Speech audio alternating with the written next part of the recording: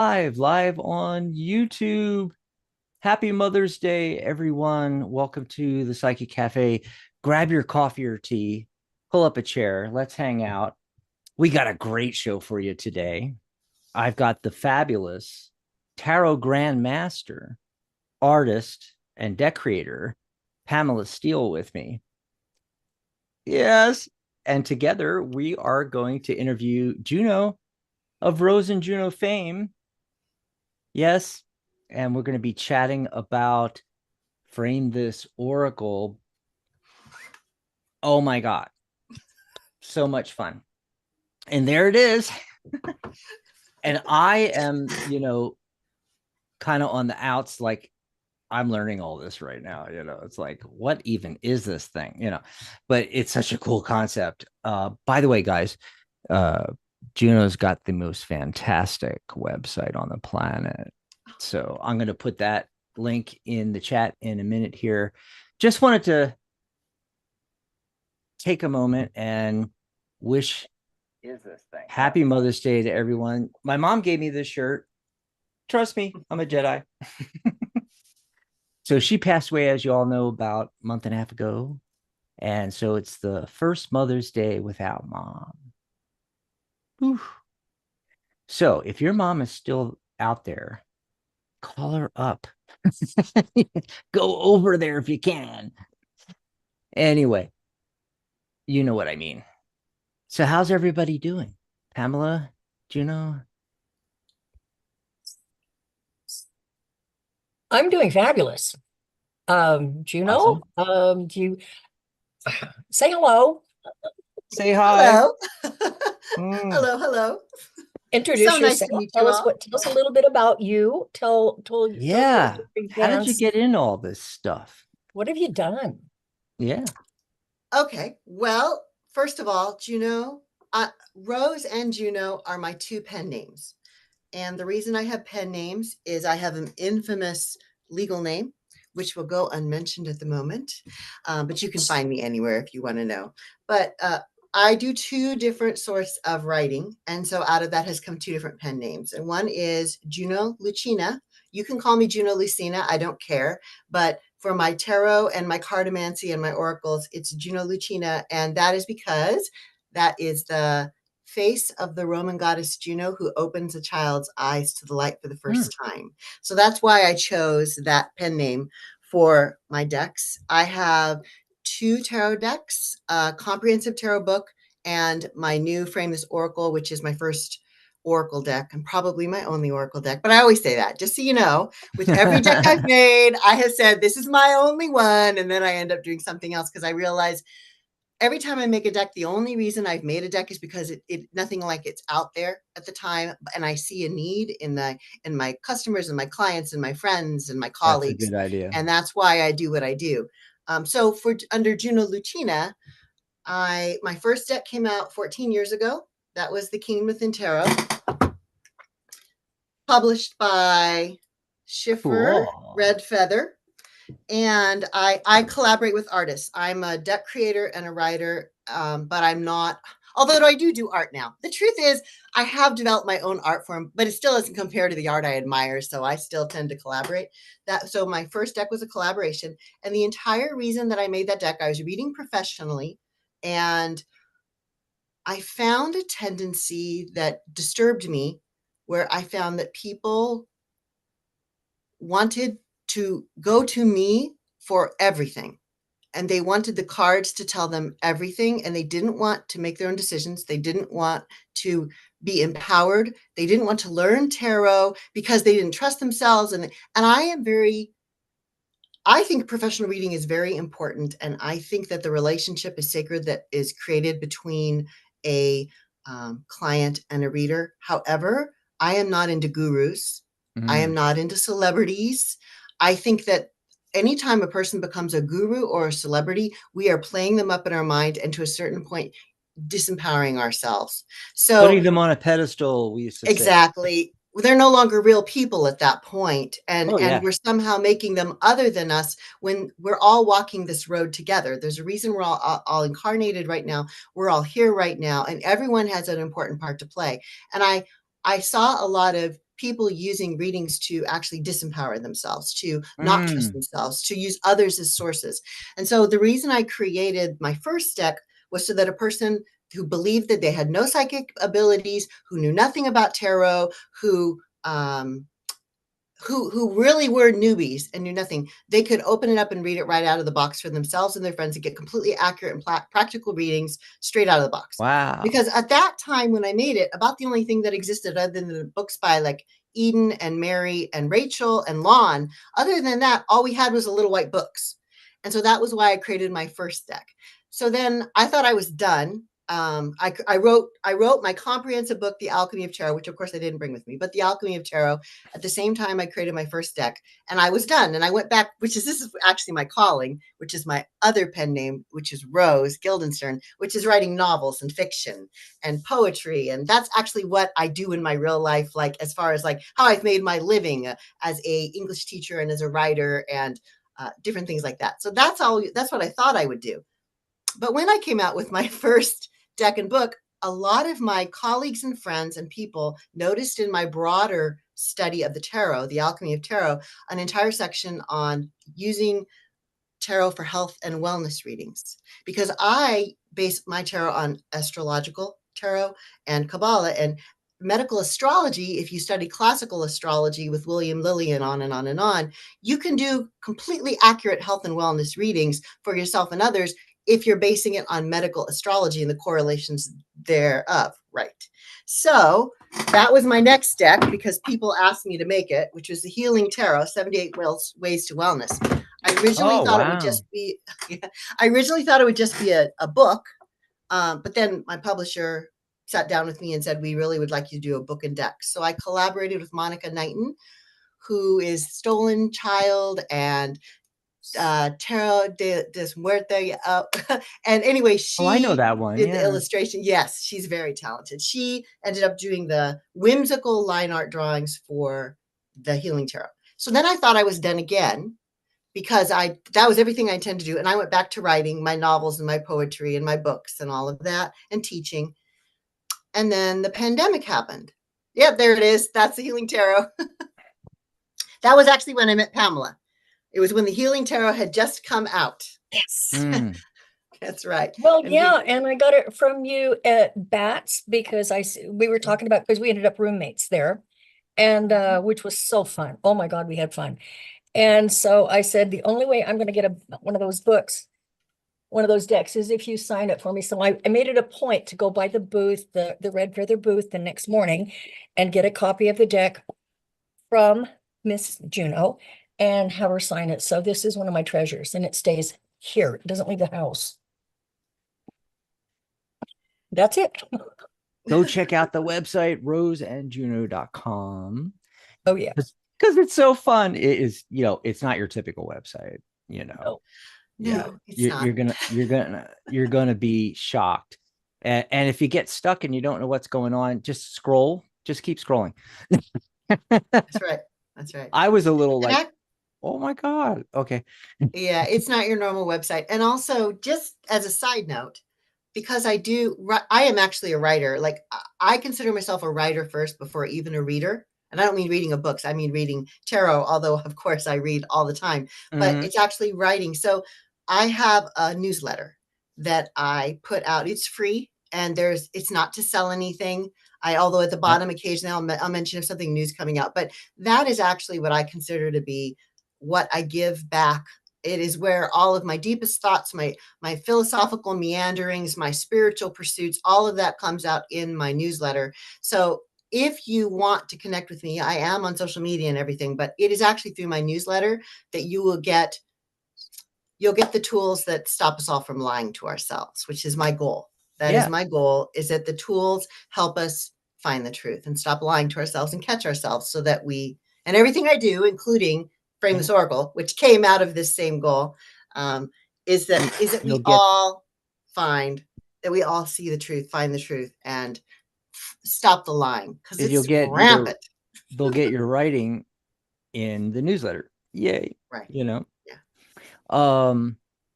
Going back to your first deck. Okay. And why you created it. Now, How is it different, and how does it allow complete newbies to read it so easily? So one of the things about the King Within Tarot is that it is not made to follow any one tradition. So although there are things from Rider-Waite-Smith, there are things from Thoth, which, by the way, I actually started in tarot at Thoth. That was Oh, my deck of entry, and I studied with some masters and ceremonial magicians in different paths. I'm a Kabbalistic gal, and that was where I started. And so then I found the RWS actually years later, after I'd been reading professionally with Toth, and that was all I was really aware of. And so I'm a rather eclectic in my background. So the Rider-Waite-Smith, I have grown to appreciate it, and I love all of the different versions of it, but I've never been one that was the way many people want to see just the Rider-Waite-Smith recreated over and over and over again. I have never been of that ilk. So the goal of the King Within Tarot is that every card shows visually the astrological correlations, the Kabbalistic correlations, the archetypal correlations, the historical correlations in the picture. So therefore, it often does not look anything like what we think of a traditional RWS deck. Although it's not like the Toth, it doesn't just have the pips are all pictures. They're not just pips. The minor arcana actually have full pictures. And it also was one of the first decks to use the computer to oh. be illustrated. Although the artist, which was my attempt to leave behind, not because I had any lack of respect or love for tradition, but because I was trying to reach out to a new generation of readers. And at that time, there weren't hardly any, I didn't know of any computer generated decks at that time. And so what the artist did was she would hand draw them, and then she would put them in, and then she would use Photoshop and paint to finish the images. So I'll just show you some examples. Yeah. I'm just grabbing this Yeah, out I at was just going to random. ask, do you have some examples? So Ciro Yeah. Oh, Marchetti, he designs does. Yes, he on the does. computer, Yes.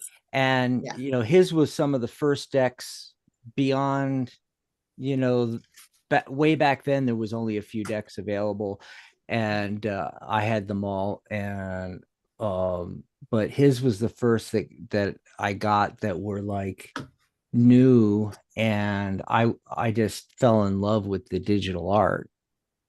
I did as well. Now, this was created around the time Chiro was creating his first. In fact, the King Within Tarot was, I believe, either it came out in tandem or a little before Chiro's first deck. However, it was a very synchronistic thing because we were both exploring the same sort of tools at the time. And Yeah. even now, he's one of the first artists who is a traditional tarot artist that has branched out into AI and using AI in his art. And so I don't need to get into the camps about AI because I know that's a very Yeah. tempestuous conversation. However, I believe he ethically uses AI in Right. his tarot Yeah, art. And we if talked we about could, that. okay, Him and I. if we could promote and help people, and the term ethical AI is what I'm all about. Like one of the things I do on my writer side on the Rose Guildenstern time is I work with writers to help them ethically use AI to Mhm. improve their writing, not to alter their writing, not to do the writing for them, not to do the thinking for them. But it really is a great challenge because one of the problems with AI is how very easy it is to use it, not just to cheat, but to completely create something that isn't yours, but also to put on a fake face and to Mm. there's a great tendency with people who use AI unethically to create a false face to the world. But that's what's happening with social media. That's what's happening with a lot of things online. And out of that, I guess I would call it my ministry. Out of that comes many of the things that matter most to me, which is how can we ethically continue in this world as metaphysicians, as spirits, with these technologies that we have. But that said, I'll show you a couple pictures just so you can see some. So this, Sure. for example, this is the Four of Cups. Tell me, can you see that? Yes. Yes. I Very love it. good. Okay. So that's the Four of Wow. Cups. Now, this, first of all, the Kabbalistic tree of life is pictured by the sphere at the bottom because this is a minor arcana. Minor arcanas have the Kabbalistic sphere that is correlated um, to that card because the fours are That's So the catalyst shiny. of your life. Yeah, this is back when that was really big. Now we're into more matte, but these have been out for Yeah. 14 years. See, I like By the the way, when shiny this though. I like the shiny. yeah, when this came out, Shannon is the girl that did all the illustrations. She won from okay, so the prior to Carta Awards was the Pecto. That was the first of the tarot awards. We're talking 13 through 17 years ago. And she actually won Best Artist and won to watch Female Illustrator for this deck. So when it came out, even though now the style has continued past that and our abilities have gone away, what she did was really revolutionary. And so what you'll see is the astrological correlations are there, the Kabbalistic correlations are there, and then visually it shows the elements, there's through each one of the cards, there are archetypal cycle stories that you follow these archetypes through the cards so that you can interpret them. So this is one thing. It's the images themselves are made so that you can visually understand them. And I'm just going to show you the back. They Oh are yeah, that was reversible. my next question. They are reversible, and that's the Tree of Life. Yes. And you'll notice the Tree of Life is done with planets. All right. I'm trying to see if it's backwards from what I think there. So the Tree of Life is done with the real planets for the Tree of Life. And in each one of the cards are the actual planets or signs represented, not with stars, but with the images or the planets in the actual image. So like if you look at this, you'll notice that there is, I'm going to look at this. So, and there's kept words as well on each card. So this is blended pleasure. So you can see that there, the astrological really signs good. are right there. There's the Cancer, and there's, I can't really see it. Oh, yeah, get it right up to Moon the in camera Cancer. there. Get it right up there. Moon in Cancer at the top with blended pleasure. Oh, So yeah, everything is visually there for new readers to make interpretations. So that's one way that it's like everything you need. But the other thing is it has one of the most comprehensive guidebooks that had ever been produced at that time. Yeah. So this is the guidebook that goes with it. Now understand that this was cut down from my original book. So my original book is now a coffee table book called The Alchemy of Tarot that Lon Milo Duquette very graciously wrote the forward for, because it's very heavy in the Kabbalah. Yeah.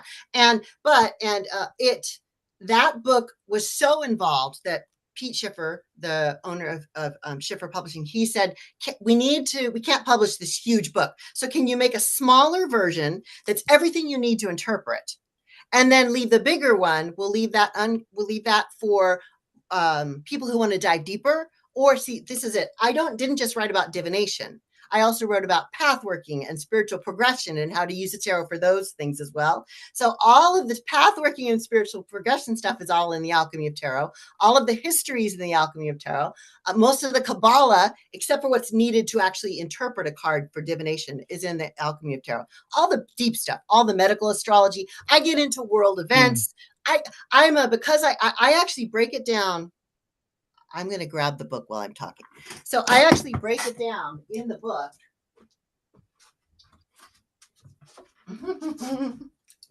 Here's the book. So I actually break down the book into charts so that you can use astrological houses to do a full astrological tarot reading, breaking it down into houses and interpreting it. I explain every single planet and sign combination and how to interpret it with tarot. Every combination possible. And I do it through history and through the rhythms that have come throughout history. Then there's something else, and this has just never been done before. Now, by the way, may I point out, this has been done a lot since. And I actually constantly am honored because I will see a book, I'll pick up a book that was written and I'll say, hey, they used my book. And I'm the opposite of other people. I'm always so honored that someone actually even used it as part of their journey. The best form of flattery. Feel like, I always feel like thank God that I was there, that this was here, that they could help them, because every person builds beyond anything that I had done. And so I don't have the stealing thing that I know some people take very seriously, and I don't fault them for it because it's been done a lot. I'm not knocking that. But for me, when I see it, I'm always like, oh, good. Somebody was able to use that. That's more the direction I have. But anyway, in addition to that, I also, for example, break down if you're doing the first house, how do you interpret that? And I look at every single card and I break it down. What does the moon in Aquarius mean? Why does it mean that? What about if it's in the third house? What if it's in the eighth house? And this has just never been done before, but when I wrote it. But this is how I read. And so there I put it in there. And the other thing I get into is world events, which nobody that I'm aware of. Oh, and healing, which nobody was into. So that's all in here. Yeah. I'm setting this aside now. So the big book, then the smaller book. So this is just the brass tacks. So you can open it up. You can read the book. Like, let's say we go to the 4 of Cups, because that's the card you saw. Always read. I always say, you look at the card first, you interpret the card from what you see before you consult the book, because you always want to learn to tap into your own intuition. And that's all in this initial book. But it tells you, first of all, it tells you what's on the card, because sometimes you ever look at a picture and you don't really know what the artist is trying to say. And because we don't always know exactly what an artist is trying to communicate. In this deck, it does say what the description is, so that you can say, oh, that's what's happening in that. Oh, that's why they're holding that. Even if their own intuition takes it another way, I always like to know. Then it lists the archetypes, the significance of the archetypes. All of the astrology is listed as well. And then it has the upright and the reverse meaning, but they're extremely practical. So I like that a lot. Yes, I'm a practical girl. Yeah, and not enough of the books do that, actually have practical meanings, more modern contemporary meanings and such. Oh, another thing I wanted to say real quick about the deck is I like that it looks wider, reminds me of the Llewellyn deck. And one of the things I love about this is that it's a wide deck. It's not just the tall, narrow, like the typical tarot deck, Right. Yeah. So I'm just going to read just to give an example. Yeah. So for the 4 of Cups, which it says Moon in Cancer, the ruler. So all this is in the deck. Hesed Bina, there's a description. Then there's a key phrase, which is blended pleasure. Then the upright and reverse meaning. And there's a black and white picture in case you need to find it. But now I'm old and we'll see how I do with the small print in my dim lighting. But I think I'm okay. Upright. It is a time of blended pleasure for the querent. He or she will remain in the present situation, yet won't be completely satisfied.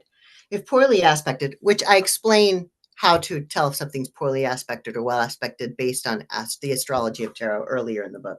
If poorly aspected, there may be troubles with hormones, menstruation, menopause, or children. Because of the basic dominance of the feminine inherent in this card, in a man's reading, it may show bisexuality, effeminacy, a lack of sexual balance, or a strong attachment to the mother.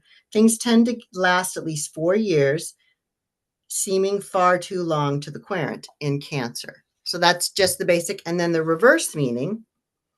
If well aspected, the querent demonstrates a high level of emotional maturity, nurturing, self-sacrifice, and awareness of the needs and feelings of others, especially with regards to his or her children if poorly aspected.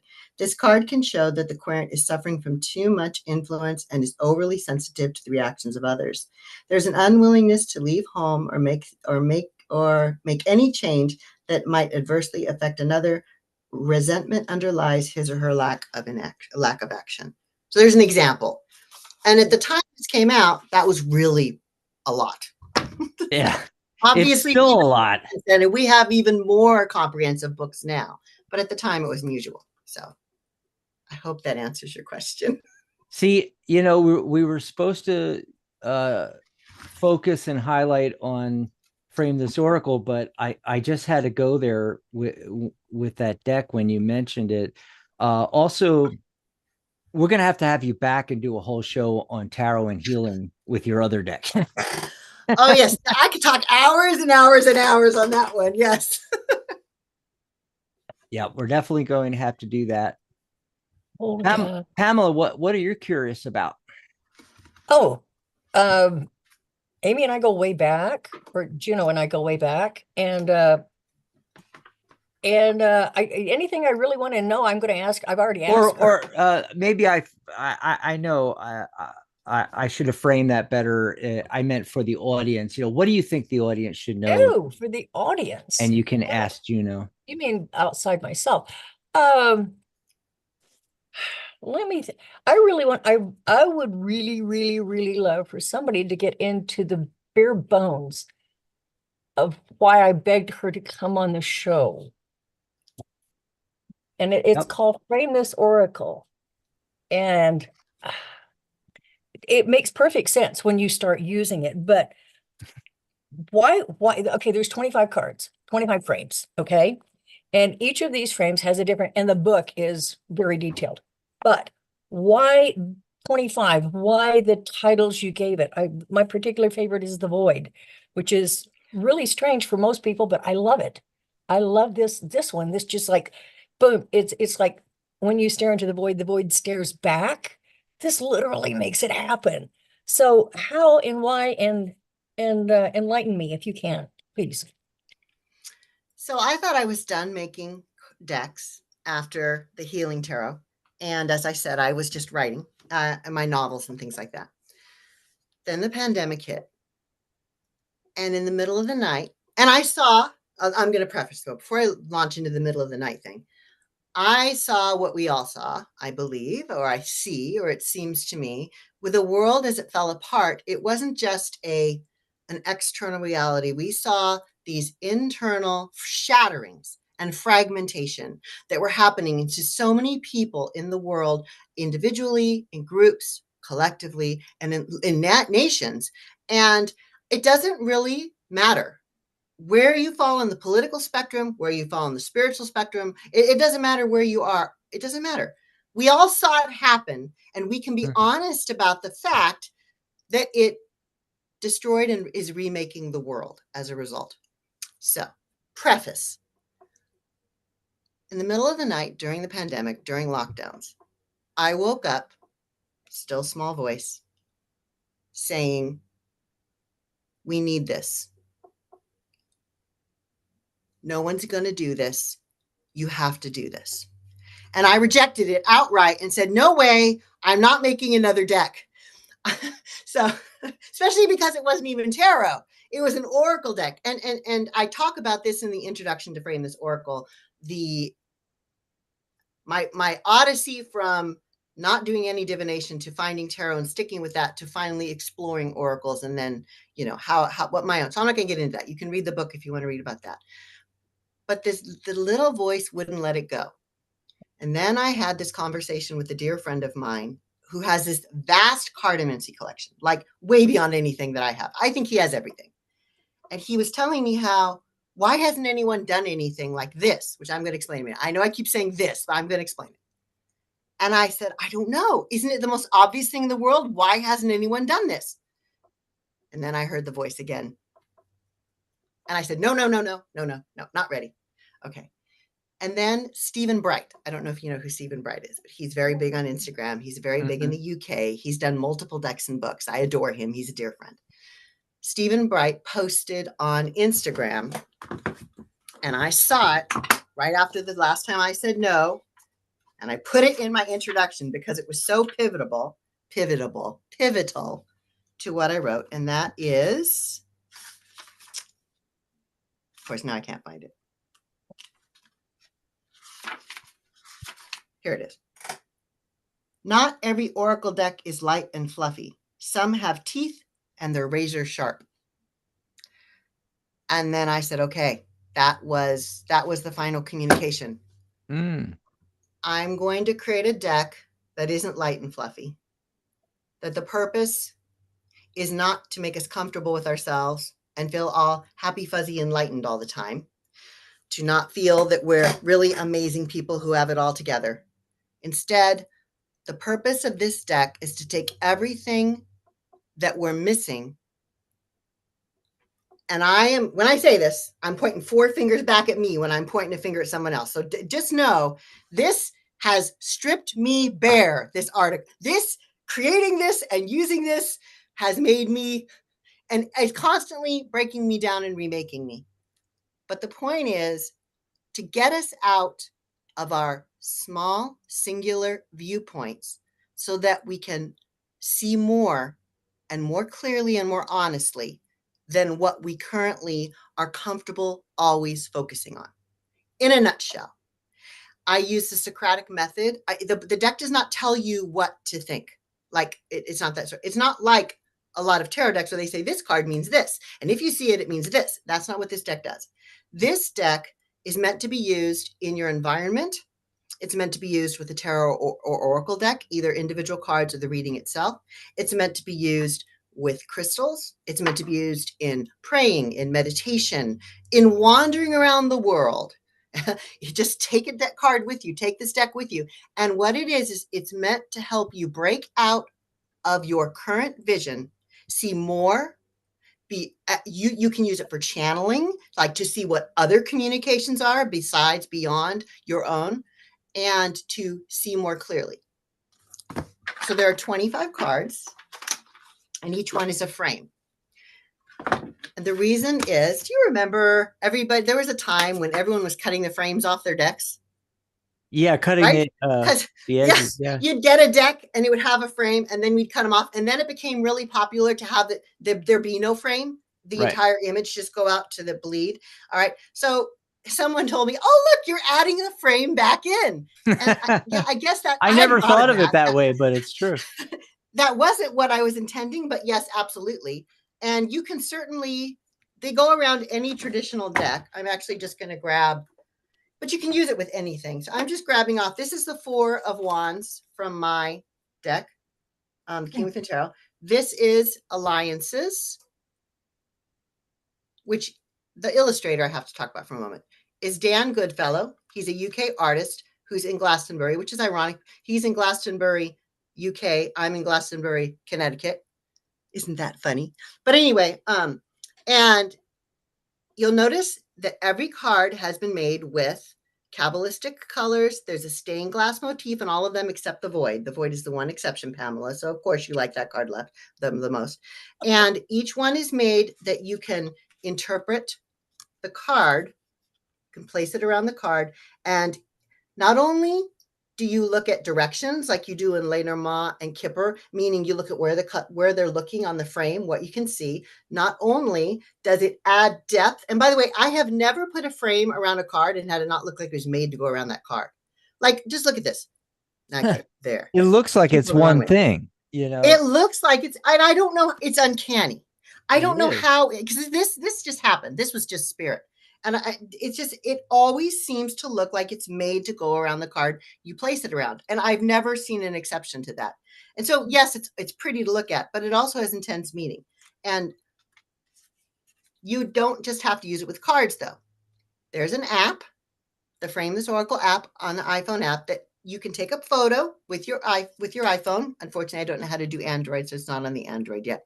But you can take a picture and it will randomly place a frame around it and then give you ideas of how to interpret it. So you can literally take the app around with you. You can interpret pictures. Right. Let's say something bothers you in your environment, or you're intrigued. You want to know, what does this mean? Or you're attracted to something and don't know why. Take a picture of it with the app and it will bring a frame up around it that you can then get from the app. You can get the basic meaning, and from the very comprehensive guidebook, you can get the much more involved meaning that comes with the deck. Yeah, earlier on you said, and you could take this deck with you, and then I thought, but no, you don't have to. There's an app.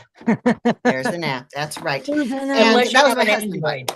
At least on iPhone, we can get it on our iPhone. On the iPhone. Yes. And all that's on my website, by the way, which is roseandjuno.com. Any of this you can find. And I'm on Instagram and Facebook, although I'm more of an Instagram girl than a Facebook girl. So if you really want to reach me faster, do try messaging me through Instagram. But I do respond to both. I do my best. And then obviously through my website.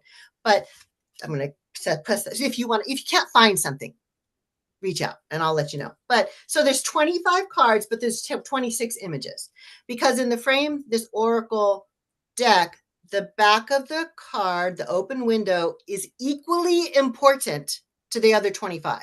And this is why. This is you.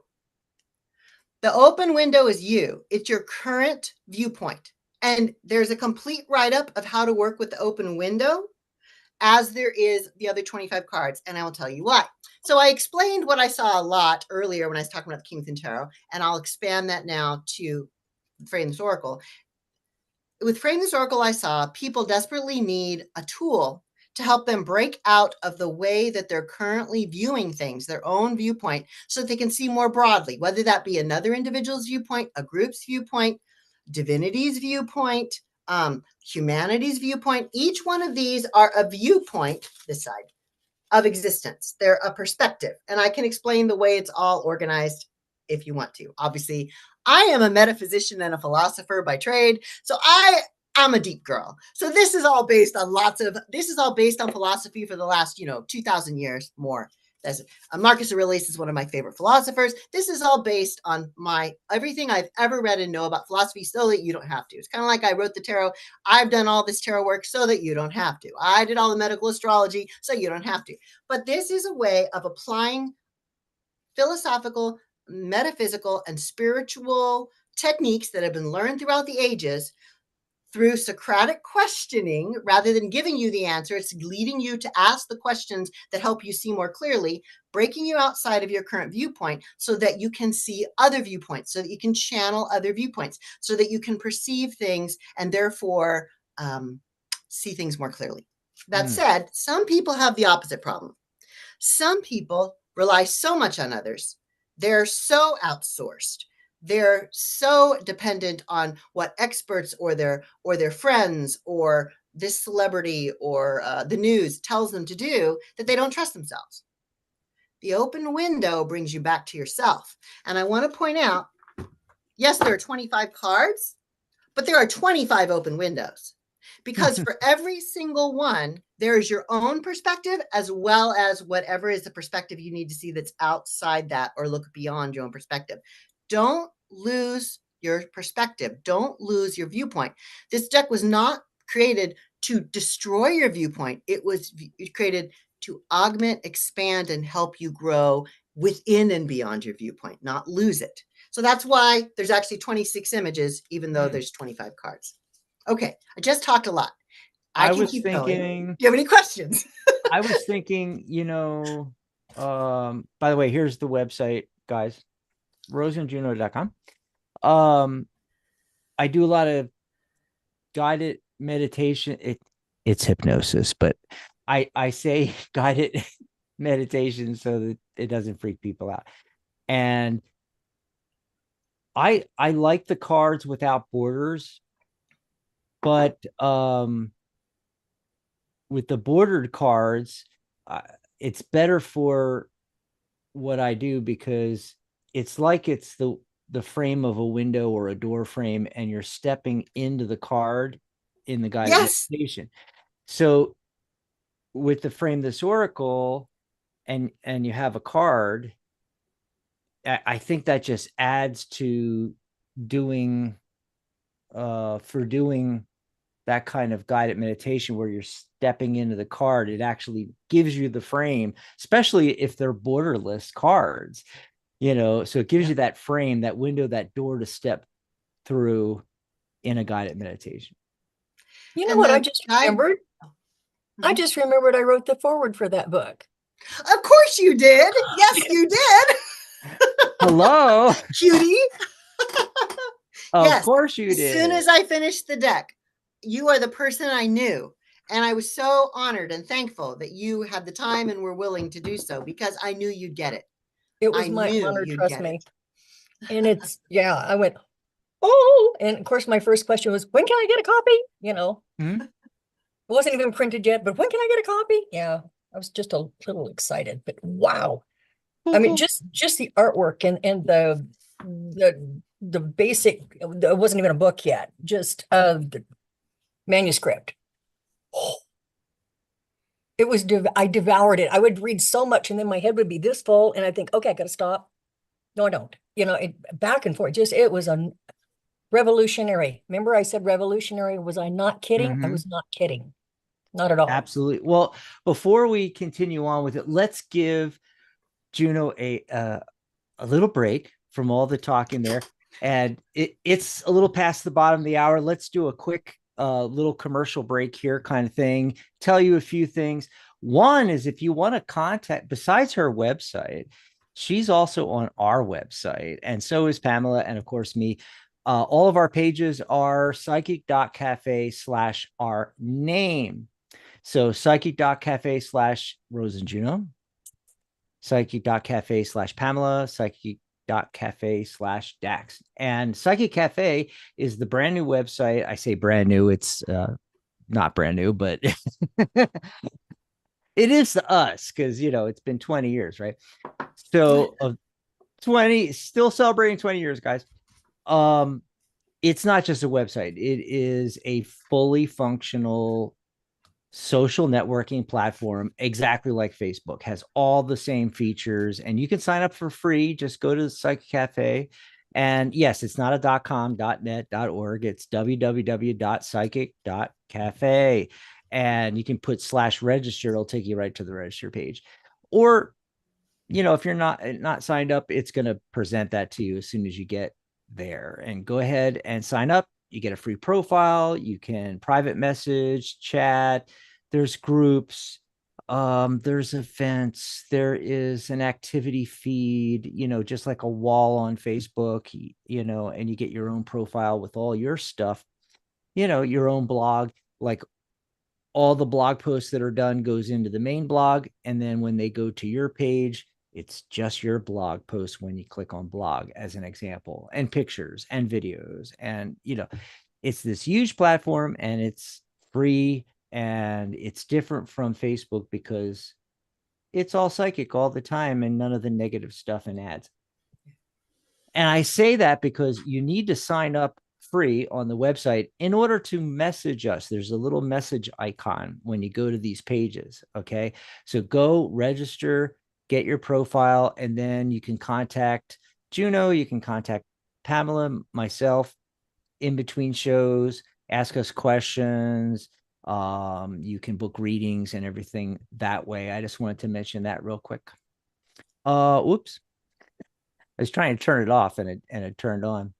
The other thing I want to mention is upcoming shows. So Thursday, May 15th is our coffee social, 2 p.m. Pacific time, 5 p.m. Eastern, here on the YouTube channel. And next Saturday, May 17th, Michelle's Mystic Corner. She's talking astrology. That's right. She just did Moonology yesterday. If you missed that, you got to go check it out. And she's doing astrology next week. And then 1 week from today, Sunday, May 18th, Pamela will be back. And we're doing, at least I think Pamela will be back. I have to ask her if she's available. I shouldn't presume, but we're going to be talking about how to do online readings, because somebody on our Facebook groups was asking about that. And so we thought we'd talk a little about online readings, because face it, that's how most of us are reading nowadays. Yeah, we're still doing in-person readings, but 90% of what we do is online. So we'll talk about, some of the platforms and all that kind of jazz. And if you want to grab us a cup of coffee, psychic.cafe /coffee. You can grab us a cup of coffee if you're enjoying the shows. You can also become a host on the network if you've always wanted to do a YouTube show, your own podcast. All our shows become podcasts automatically. You can join us as a host here on the network. Yes, there we go. So join us next Thursday. And I added the 18th on my calendar. So yeah. oh, good. Yay. We're going to get Pamela. I was hoping you were going to be able to join us, And one last thing is our spring sale. If you want to join the guild, it is normally $78 a year. It's $69 right now. Professional certification for professional readers, not just tarot readers, card readers, astrologers, numerologists. We've opened up to the Tarot Guild after 20 years. We've opened it up to everybody that does the psychic sciences. And you can get a professional certification. You get an evaluation. You get certified. And it's normally $138 per level. It's $69 right now. And if you're one of our members already, you'll find the discount link on the private members group. Otherwise, you need to join first. And lastly, my course, Tarot by the Numbers, where you learn tarot and numerology side by side. It's a self-paced, fully online course. And I've been teaching this way since the beginning of the Tarot Guild. So 2004, 20 years now. I break the deck up numerologically, teach about the number energy and the cards related, and you learn how to do numerology reports, and read tarot. It's $299, but during the spring sale, $100 off. It's $199 or 3 payments of $69. It's your choice. And you'll get professional certification and membership included free when you enroll in my course. There we go. So a little commercial I'm break so there. excited to see that you do tarot by the numbers, because for me and my own personal tarot practice, this is, when ages ago, because I'm old, but it was actually learning the numbers and numerology of tarot that took me from where I was reading only for myself and uncomfortable to reading for others consistently. It's so exciting that you're offering that class. It's such an essential knowledge for anyone that wants to learn to read for others. Yeah. Yeah, someone else should do tarot by the astrology. I don't know. But Not me, you can do that. And I want to yes, you show can. guys, Oh my God, another thing for Juno to do. go for it, Dax. Now I want to show Yeah. you guys something, because as you were doing your Oh, but little I have a there, story. Before you get into that, real quick, because Juno brought it up, I want to tell the story. Remember when you said how you consider it flattery, the best form of flattery, that someone's copying what you first did. So I started. You remember from our conversation before the show in the green room, you asked me about me because you didn't know. And I went through the whole thing, and I said how I started out with sacred geometry and numerology and went into tarot. Whereas a lot of people start with tarot, they learn that there's numerology and in there, and then they learn numerology. So when I started teaching, it just made perfect. When I looked at the tarot deck, because I was coming the opposite direction of most people, I was like, this is just a numerological system based on numerology and the 5 platonic solids, the elements. You have that across this, and you put them together and you have, almost all the cards. Anyway, so I said, hey, what if we break up the cards, all the one cards, so the magician, card 10, 1 plus 0 is 1, and anything that reduced down to 1. And then I did 1, 2, 3, all the way up to 9.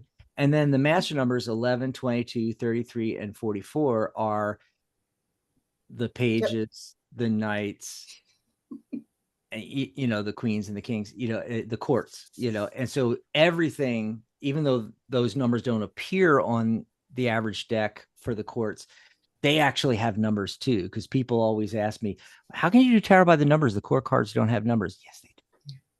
Yes, they do. So I started breaking it up that way, and I started teaching that. It was like the turn of the century. It was actually before the Tarot Guild, before 2004. It was like 1999, 2000. I like saying that because it makes me sound old and wise. At the turn of the century, I created tarot by the numbers. Well, since then, in fact, some pretty, high up there, big wigs, very famous, I'm not going to name names, in the industry, more recently started going, tarot's by number. and doing whole articles and whole systems and courses and everything like that. And I'm like, winking. I've been doing this for 20 years. I know where they got this, but I just consider it flattery too. Go ahead, that's Pam. exactly right. Yeah. Go ahead, Pam. What were you going to bring up next? Yeah, this turn of the century thing, like, was 99, October 22nd, 99, that I started this Steel Wizard. So I understand you completely. And ironically, after I'd written the first guidebook, which was very basic, guidelines for interpretations, I had 3 other deck creators ask if they could use those interpretations for their decks. And I said, sure, go ahead. They pretty well copied and pasted, which was fine. But what I wanted to show you was, I pulled a card for today, and I pulled a frame for today. Now look how those two fit together. Cool. Let me make it wow. big. There we go. That's not believable in a way. Like, it's just totally, are you kidding? Holy cow, are you kidding me? And the frame is synchronicity, and the card is titled Choices. So you think these frames don't work, baby? Take a look again. Just don't blink. That's just so amazing. Isn't that phenomenal? And this happens every single time. So, and that's just a haha, told you so.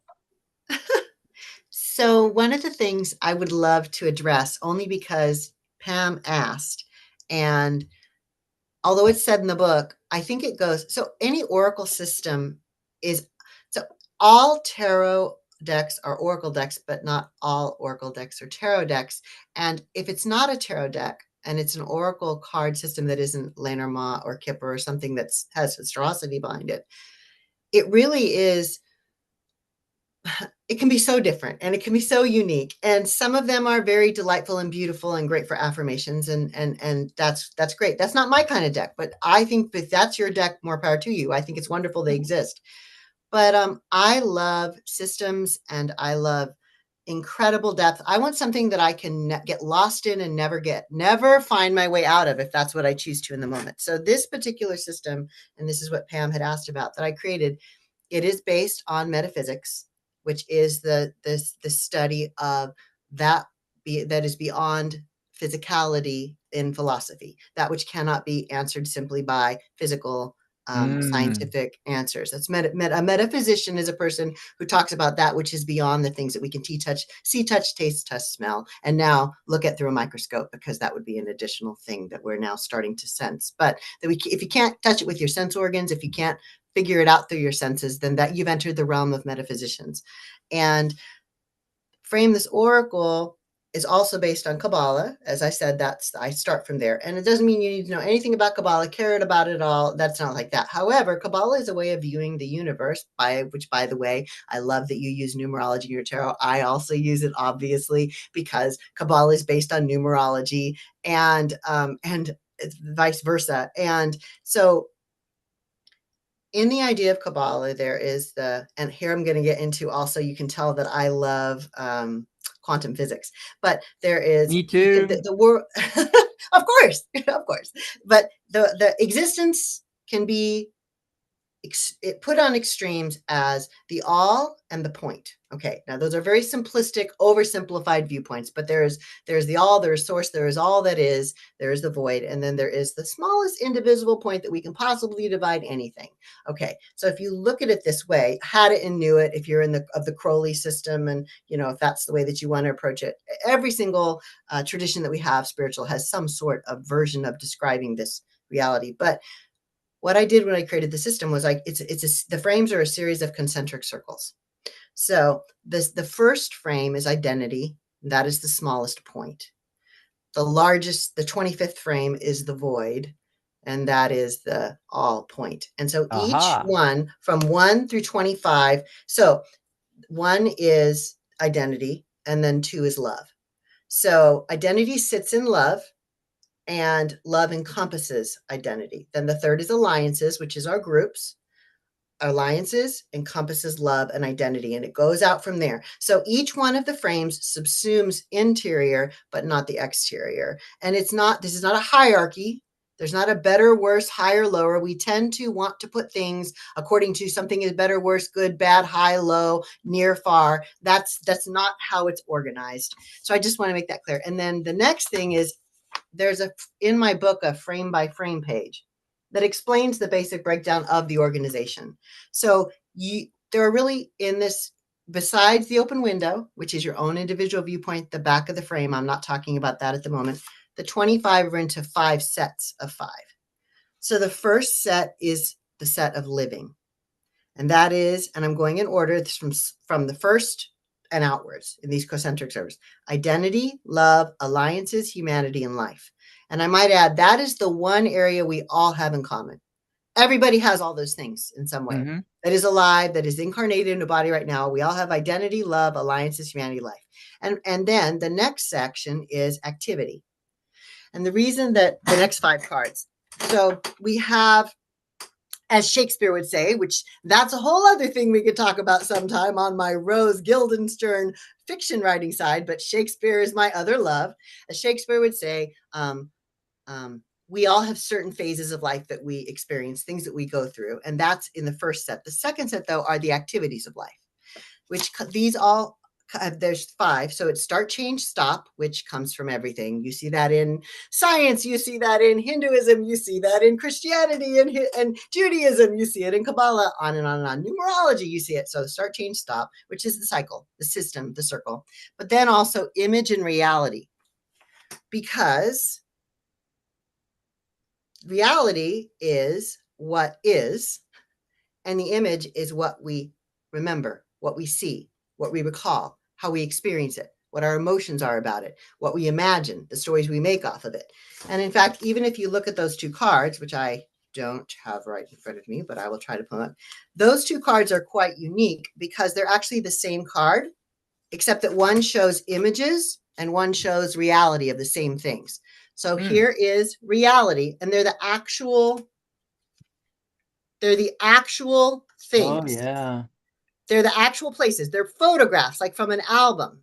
They're actual places you can visit. They're actual things you can see.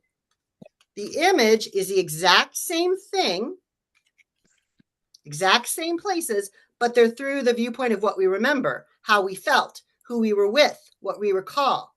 And those are the only two cards that are like that are deliberately meant like kind of mirror each other. But those are then the activities of the different frames. Then we have inspirations. These are physicality, thought, aesthetics, ethics, and decency. Then we have aspects, which is, I think it's pretty clear, but these are what people, the faces that people are to us and that we wear to others. These are places that we or others play in each other's lives. These can be individual people. These can be external entities. This can be divinity. This can be guardians. And these are individuality, guardians, provokers, watchers, and divinity. And then the final cards are the mysteries. That which wishes to not be seen, truth, awareness, synchronicity, and void. So that's how I organized it. That's how I created the system, just as a basic point. Awesome. What are you doing, Pam? She's intently playing with the frames there. Yeah. Oh, she froze just looking at the images themselves as Juno was talking about them. And yeah, I didn't notice that before, but thanks for pointing it out. It's really phenomenal. I love it. Dan did such a fabulous job with this deck. I mean, the illustrator, I mean, my hands down to him for his awareness, his aesthetics, his eye, his attunement, his ability to channel, just all at the same time, really to the next level. Yep. I can't think of another artist who could have done this. I can't. And I know a lot of artists. But this is that next level. So yeah. Yay. Okay. Yeah. So when I get around to doing my sacred geometry deck, I'm just gonna have Pamela just write the book. Me? Instead of me writing it. Bad idea. Remember, Pamela, how you said that you've had people like love your descriptions and just want to use them, and you said, yeah, go ahead, and they just basically copy and paste it. It's like, how does have Pamela write it, you know? When I asked Pam to write the forward to frame this oracle, our editor, Peggy, said, oh, I'm so glad you asked her. She's one of our best writers. That was her response. Me? Yep. I'm an artist. That's what Peggy said. I'm not an author. I'm an artist. It's a different. You're both. Artiste. Absolutely. So next time on Psychic Cafe, we're going to get Juno to talk about healing in tarot. When she 2 hours. We're going to make a 2-hour show. You know. Okay. Oh gosh. Yeah. See, I don't mind doing 2-hour shows. It's the other hosts and the guests that don't want to hang around for 2 hours. But I know a lot of us could just talk, and there's so much, you know. I mean, we could have done 3 hours, 1 hour on each of Juno's decks. You know. So I hope you'll come back. This was fun. This was fun. Thank you so much for having me. Yay. And what was I gonna say? Don't forget to go to the website, roseandjuno.com. There, I had that link set up, and now I lost it somewhere. Hold on a second. I will pop the link in. Psychic sycacaf.cafe/frame this oracle. Go grab your copy. Oh, it's off screen. I always forget I have to move it over. Doesn't automatically justify. Grab your copy. And we'll be You will love back. it. We'll be You'll love back it. on Thursday. We're going to have a coffee social on Thursday.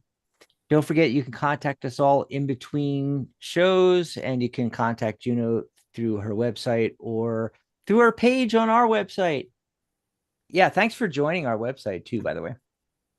I have to go update that information. I admit. Yeah.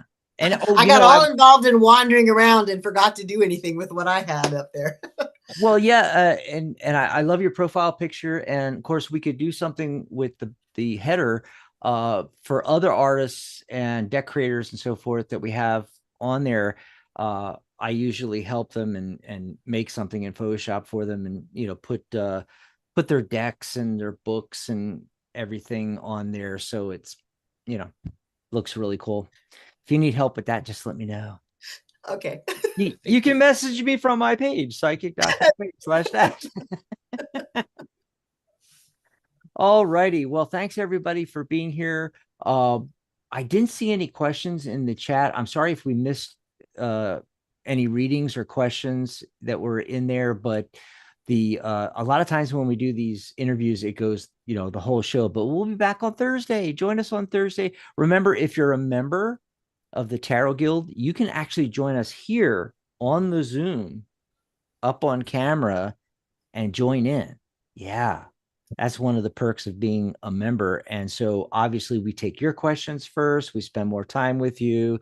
We let you ask more than one thing, of course, Also, if you're but Dax, that's not for every show, though, that joining us on Zoom. right. It's not for every show. Like today, typically when we do interviews, we don't although sometimes we'll have our members join us on so they'll be off camera, but then towards the end we'll bring them on camera so they can ask questions of the guest. We also have custom shows, so there are hosts on our network that have their own show, like Michelle's Mystic Corner, the Angelic View, and so forth, and that's their show.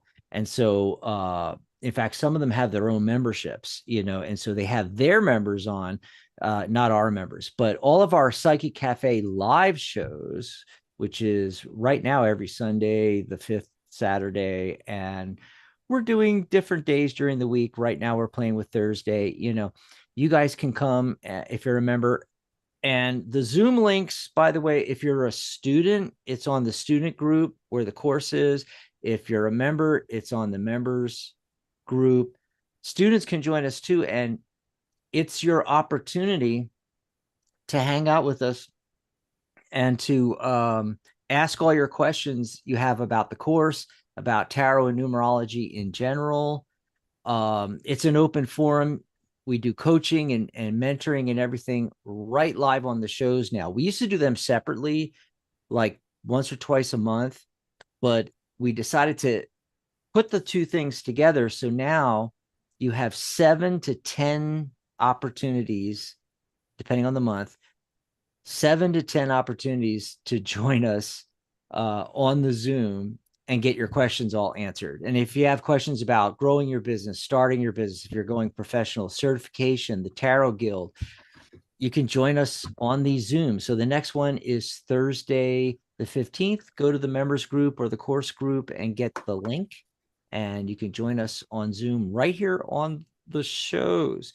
If you're not a member, of course, you're welcome to join us in the YouTube chat and watch the shows there and ask questions in the chat. Yeah.